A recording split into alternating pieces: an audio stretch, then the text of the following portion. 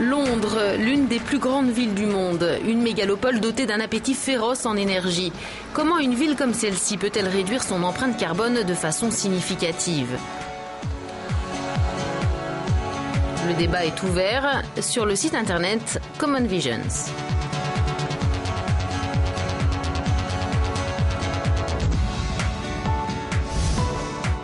Trois experts en sources d'énergie, en transport et en bâtiment viennent ici nous donner leur point de vue. Tout d'abord, comment produire chaleur et énergie propre.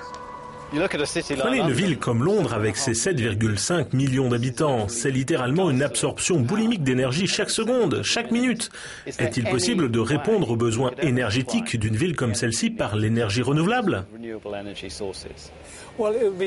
Il serait très difficile de répondre aux besoins en énergie dans l'enceinte du périphérique qui entoure la ville en raison de la densité de population et du niveau élevé de consommation d'énergie d'une grosse ville comme Londres.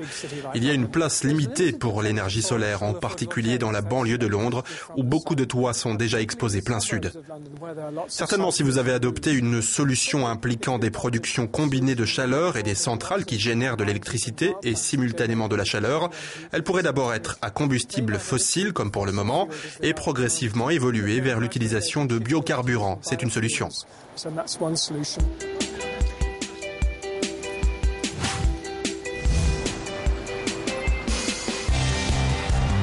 Alors les villes pourraient trouver des sources d'énergie plus propres, mais qu'en serait-il de leur mode d'utilisation ?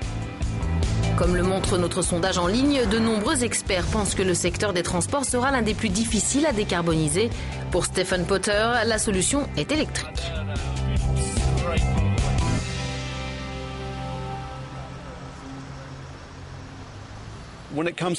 En matière de transport, il existe de nombreuses possibilités. Il y a les biocarburants, l'hydrogène, les voitures électriques de ce type. Pourquoi pensez-vous qu'il faille suivre la voie de l'électrification ? Eh bien, la raison pour laquelle l'électrification est probablement la bonne solution est que c'est très flexible. En premier lieu, vous pouvez obtenir votre électricité à partir d'une variété de combustibles moins polluants. Plus précisément, vous pouvez seulement nettoyer les véhicules diesel et essence. Et il y a eu de nettes et étonnantes améliorations au cours des 10 ou 15 dernières années, alors qu'on peut totalement décarboniser l'électricité, ce qui est impossible pour des véhicules diesel ou essence. Croyez-vous que la ligne entre le transport public et le transport privé va devenir floue si nous nous dirigeons vers ce modèle à faible émission de carbone ? Pouvez-vous expliquer cela ? La division classique entre les transports publics et privés est très ancrée dans l'esprit des gens, très enracinée dans notre comportement et dans notre façon d'agir. Les nouveaux véhicules électriques sont peut-être judicieusement fournis comme modèle de location-vente.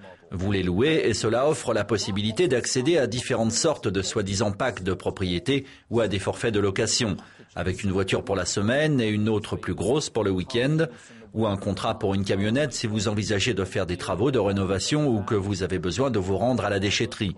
Vous pourriez avoir différents types de locations et ce genre de choses brouille la distinction qu'on peut faire entre transport public et privé.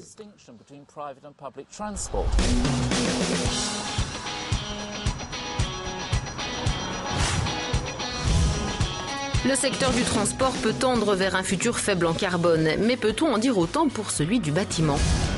Le professeur Tony Day travaille sur des systèmes efficaces d'énergie renouvelable. Le toit londonien de son centre de recherche sert de banc d'essai pour de nouvelles technologies.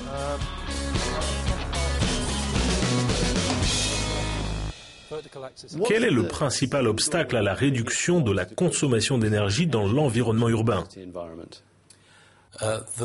Le plus gros obstacle, eh bien, je pense qu'en fait, il y en a trois.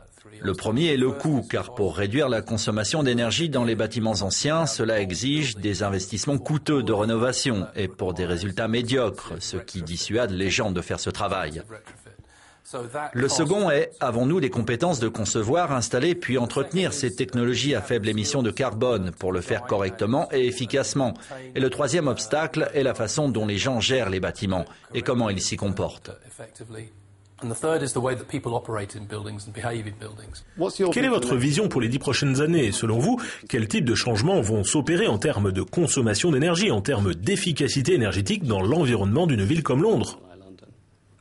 Je pense que nous allons voir beaucoup plus de génération d'énergie in situ, c'est-à-dire produire de l'énergie au sein même de la ville, plutôt que de la générer sur un réseau extérieur puis de la rapatrier. Ceci combine chaleur et énergie, réseaux généraux de chauffage, systèmes embarqués d'énergie renouvelable, comme l'énergie photovoltaïque, l'énergie solaire thermique, les pompes à chaleur, le chauffage au sol et ainsi de suite.